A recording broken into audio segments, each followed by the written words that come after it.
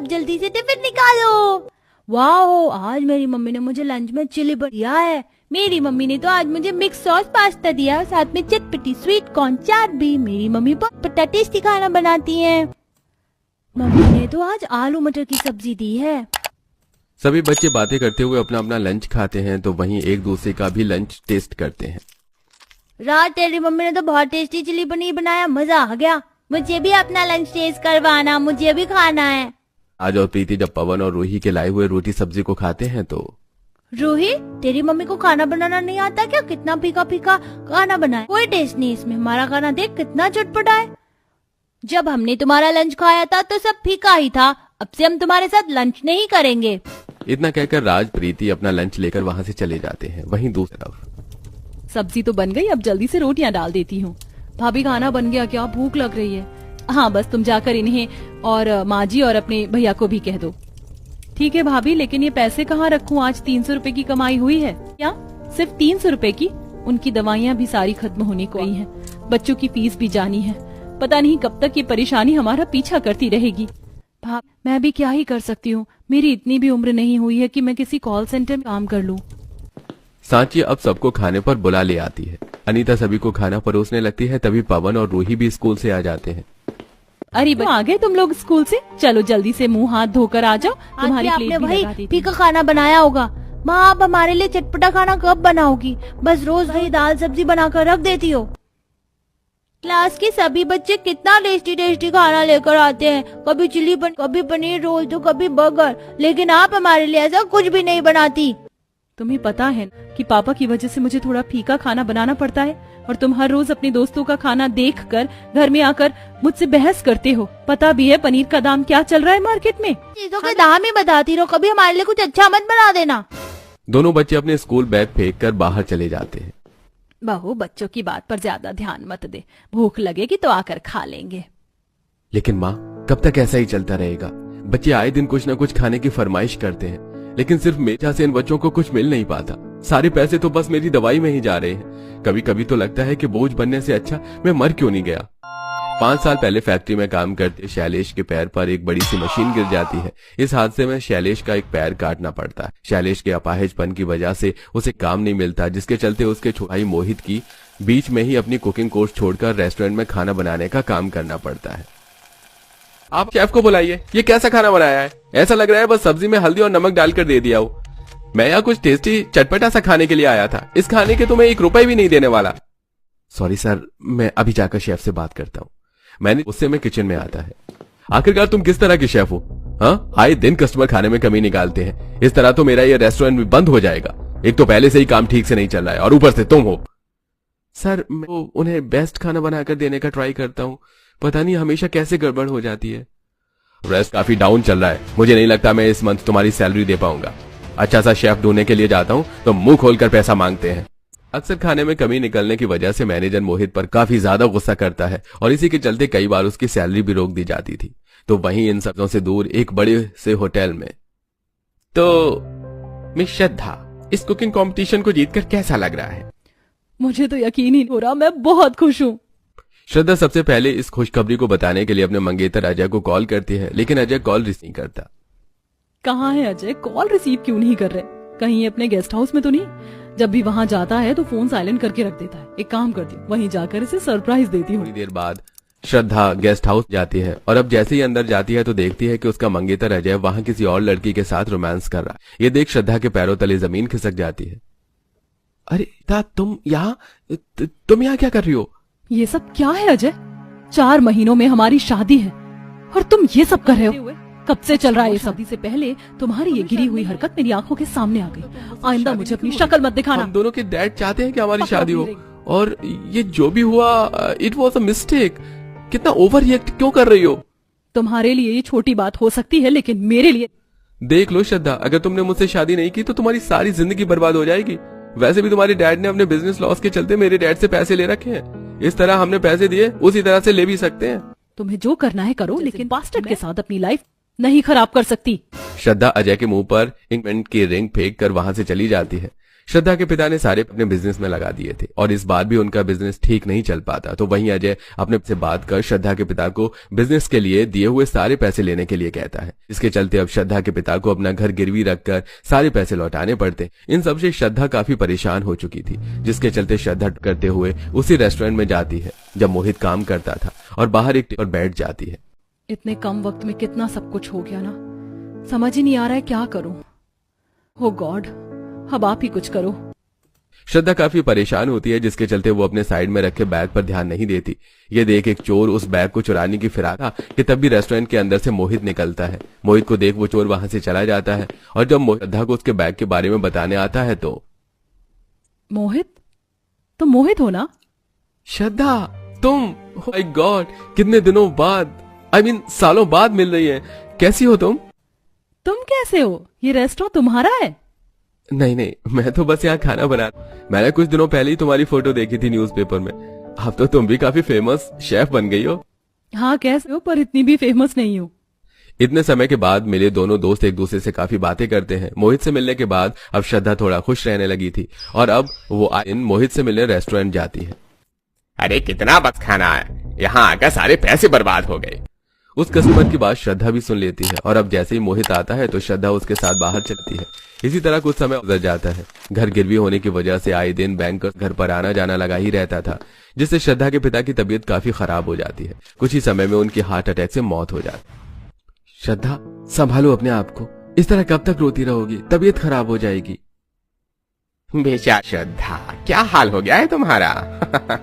मुझे तुम्हारे डैड के लिए काफी दुख है, लेकिन अब क्या ही कर सकते हैं। जो भी कुछ हुआ इसमें तुम्हारी गलती है। काश पहले मेरी बात मान जाती। वैसे भी तुम्हें एक चांस और दे सकता हूँ। तुम चाहो तो मैं तुमसे शादी करने के लिए रेडी हूँ। जो भी कुछ हुआ है ना, मेरी वजह से नहीं, सिर्फ तुम्हारी वजह से। तुम मेरे डैड के खातिर हो। मैं तुम जैसे गिरे हुए घटिया इंसान से कभी शादी नहीं करूंगी। अगर तुम मुझसे शादी नहीं करोगे तो तुम्हारी जिंदगी बर्बाद हो जाएगी। अब कोई नहीं है तुम्हारे पास, सिर्फ मेरे अलावा। किसने कहा श्रद्धा का कोई नहीं है? मैं हूं उसके साथ और हमेशा रहूंगा, चाहे मुझे श्रद्धा से शादी करके ही क्यों जिंदगी भर ख्याल रखना पड़े। अच्छा तो श्रद्धा, तुम इस 2 कौड़ी के आदमी से शादी करोगी? मैं भी देखता हूँ तुम कब तक इसके साथ खुश रहोगी। एक ना एक दिन तुम मेरे पास वापस जरूर आओगी। कुछ ही दिनों बैंकर्स आ जाते हैं। एक भी किस्त न देने की वजह से श्रद्धा के घर को सील कर देते हैं। तुम चाहो तो मेरे साथ मेरे घर चल सकती हो, मेरे परिवार को कोई प्रॉब्लम नहीं होगी। और जो भी उस दिन मैंने अजय के सामने कहा उसके लिए सॉरी। लेकिन सच कहूं तो मैं तुम्हें ट्यूशन के टाइम से ही पसंद करता था, पर तुम कुकिंग कोर्स की वजह से बाहर चली गई और मैं तुम्हें कभी इस बारे में बता ही नहीं पाया। मुझे भी तो क्रश था, पर मैं भी तुम्हें कभी इस बारे में बता नहीं पाई। एक दूसरे को अपने दिल की फीलिंग बताने के बाद श्रद्धा और मोहित बिना देरी बताते हैं और अब जल्द ही मंदिर में सादगी भरे तरीके से उनकी शादी हो जाती है और शेफ बहू को उसके गरीब ससुराल में पहली रसोई की रस्म होती है। सब्जी में तो सिर्फ बैंगन और लौकी रखी हुई है, अब क्या ही बनाऊं। अपनी पहली के खाने को लेकर श्रद्धा सोच ही रही होती है कि तभी मैंने कहा ना कि मुझे पाव भाजी खानी है तो खानी है। पता है वो कितनी चटपटी होती है, मेरे दोस्त कल मुझे बता रहा था। पाव भाजी बनाने में काफी सारा सामान लगता है। आप कभी भी मेरी पसंद का कुछ भी नहीं बनाते हो, जो बनाते हो वो भी फीका होता है, बिल्कुल अच्छा नहीं लगता खाने में। मुझे नहीं खाना कुछ भी, मैं जा रहा हूँ।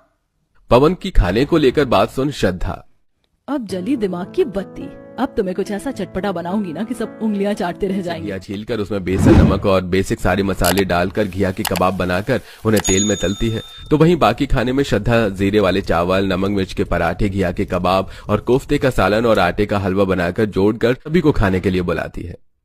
अरे बहू, ये तुमने कितना कुछ बना लिया, इतना सुनाने की क्या जरूरत थी? अरे माँ जी, ज्यादा कहाँ बनाया है, 3-4 चीज ही तो है और घर के सामान से ही बनाया है। चलिए अब आप सब खाकर बताइए कैसा बना है। इतने समय से फीका खाने वाला ससुराल जब अपनी शेफ बहू के हाथ का चटपटा खाना खाता तो श्रद्धा, ये तुमने लौकी के कबाब बनाए हैं ना, कितने बढ़िया लग रहे हैं खाने में। और ये सब्जी कितनी चटपटी है, ऐसा लग रहा है कि कितने समय के बाद कुछ अच्छा चखा है मेरी जुबान। भाभी, आटे का हलवा भी काफी टेस्टी है, मुझे तो सब कुछ काफी पसंद आया। आपने इसमें क्या क्या डाला है? जरूर आप बाहर से सामान लेकर आई हो ना? नहीं सांची, घर में साले रखे थे, मैंने बस वही डाले। और जेठ जी की तबीयत का ख्याल रखते हुए मैंने चटपटा थोड़ा कम ही बनाया है। जितना बनाया है उतना काफी है। जब से मेरी ऐसी हालत हुई तब से बस फीका ही खाना खाने को मिल रहा था। कितने समय के बाद कितना स्वीडिश चटपटा खाने को मिला है। चाची अब आप ही खाना बनाना। अगर माँ होती तो घिया की सूखी से बना कर ही रख देती, लेकिन आपने तो कितना सब कुछ बनाया, बहुत चटपटा।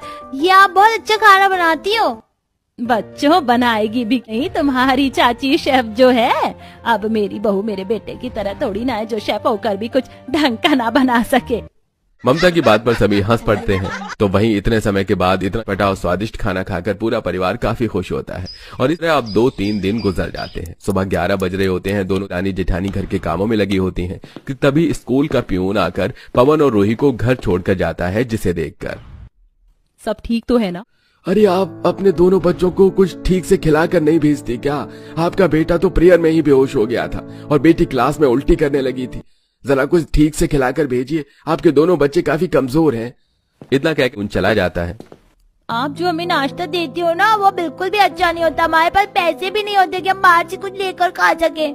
बच्चों, मैं कोशिश करती हूँ बनाऊं, लेकिन जिसकी तुम फरमाइश करते हो वो बहुत महंगा आता है और इतने पैसे नहीं है मेरे पास जो मैं तुम्हें वो सब खिला सकूं।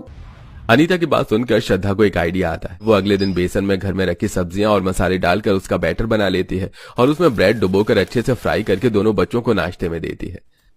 ये तुम्हें काफी एनर्जेटिक रखेगा और तुम्हें जल्दी भूख भी नहीं लगेगी।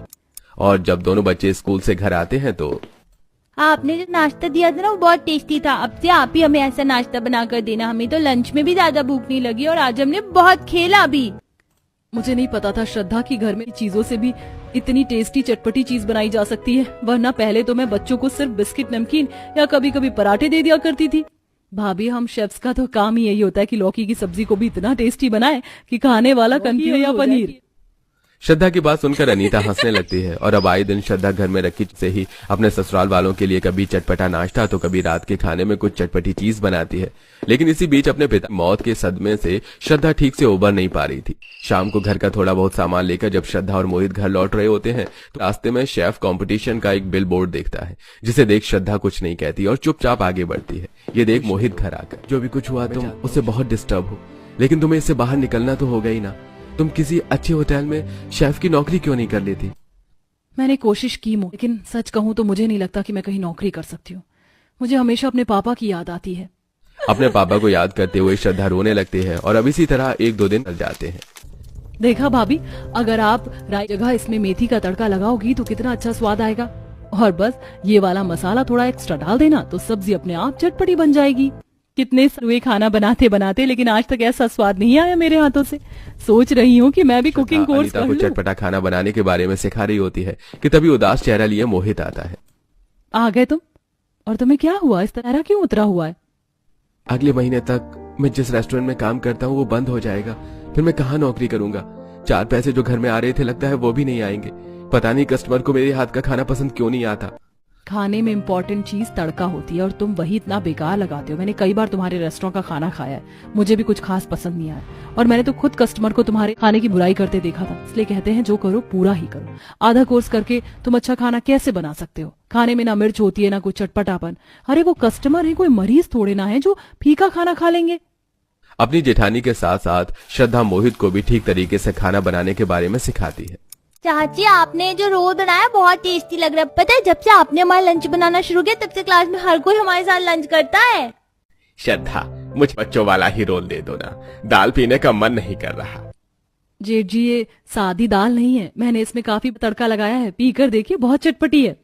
बहू, तुम्हारे हाथों में कैसा जादू है। रोटी 1-2 तरह की चटनी लगाकर सब्जी में लपेट कर दोनों बच्चों को दे दिया और ये इतनी शौक से खा रहे हैं। ऐसे कुछ दिन और गुजरते हैं। मोहित काम से घर लौट रहा होता है कि तभी उसे फिर से शेफ कंपटीशन का बिलबोर्ड दिखाई देता है, जिसमें जीतने वाले को तकरीबन 6 लाख रुपए मिलेंगे। ये देख मोहित घर आकर सभी को इस बारे में बताता। अपने पिता की मौत के सदमे से श्रद्धा ठीक से उभर नहीं पा रही है, इसलिए वो इस कंपटीशन में भी हिस्सा नहीं लेगी। लेकिन हमें उसे इसके लिए मनाना होगा। आप सही कह रहे हैं, भी हमारा काफी ख्याल रखती है, लेकिन वो अंदर से कितनी दुखी हमें साफ साफ दिखता है। मोहित अपने पूरे परिवार को लेकर अब श्रद्धा के पास आया और उसे उस कंपटीशन में हिस्सा लेने के लिए कहता है। मैं घर में ही खाना बना लूं वही बड़ी बात है। अब मैं पहले वाली श्रद्धा नहीं रही जो आसानी से कोई भी कुकिंग कंपटीशन जीत जाए। हमें पूरा यकीन है कि आप इस कंपटीशन को जीतोगी। आप किसी से कम नहीं हो। जब तुम मुझे भी अपने जैसा इतना टेस्टी चटपटा खाना बनाना सिखा सकती हो तो फिर तुम क्यों हार मान रही हो? सबके इनकरेज करने के बाद श्रद्धा उस कंपटीशन के लिए मान जाती है। श्रद्धा जब उस कंपटीशन में जाती है तो उसे वहां अजय भी मिलता है, जो पेशे से श्रद्धा की तरह ही शेफ था। मैंने कहा था ना कि तुम मेरे पास वापस जरूर आओगी। और देखो कितनी जल्दी आ गई। ये तुम्हारी गलतफहमी है। मैं यहाँ तुम्हारे पास नहीं आई हूँ, बल्कि इस कंपटीशन को जीतने आई हूँ। क्या कहा तुमने? तुम इस कंपटीशन जीतोगी? मामूली कुकिंग शो के कंपटीशन में जीतकर तुम अपने आप को कोई बहुत बड़ा शेफ समझ रही हो? हाँ, तुम मेरे रहते इस कंपटीशन को नहीं जीत सकोगी। श्रद्धा अजय की बातों पर ज्यादा ध्यान नहीं देती। थोड़ी देर में कंपटीशन शुरू हो जाता है। आज इस कंपटीशन का टास्क है कि आप लोगों को बिना गैस और तेल इस्तेमाल करके खाना बनाना है। जज की बात सुनकर सभी, जहां शेफ एक दूसरे की शक्ल देख रही थी, तो वहीं बिना देर करे सबसे पहले पोहा भीगने के लिए रख देती है, तो वहीं दूसरी तरफ नारियल, नींबू और कच्चा आम डालकर और कुछ मसाले डालकर मिक्सर सांभर का पाउडर तैयार करती है। पानी मिलाकर सांभर तैयार कर लेती है। तो वहीं अब जब चावल के बदले पोहा और बिना तेल और गैस का इस्तेमाल करे बगैर बनाया हुआ सांभर जब देती है तो वो उन्हें काफी पसंद आता है। हमें लगा नहीं था कि इस टास्क के साथ इस कंपटीशन को कोई पूरा कर पाएगा। आपने काफी टेस्टी और चटपटी डिश तैयार की। और इसी के साथ श्रद्धा इस कंपटीशन को जीत जाती है। ऐसा लग रहा है खोया हुआ कॉन्फिडेंस अब वापस आ गया है। मैं बहुत खुश हूँ। मैंने तो पहले ही कहा था कि तुम इस कंपटीशन को जीतोगे। श्रद्धा को कंपटीशन जीतता देख अजय अकड़ कर चला जाता है। तो वहीं अब उन पैसों से श्रद्धा अपने पति के साथ मिलकर एक छोटा सा रेस्टोरेंट खोलती है, जिसमें बना चटपटा खाना सभी को काफी पसंद आता है। और जीतने के साथ साथ उनका ये छोटा सा रेस्टोरेंट बड़े बड़े होटल्स में बदल जाता है।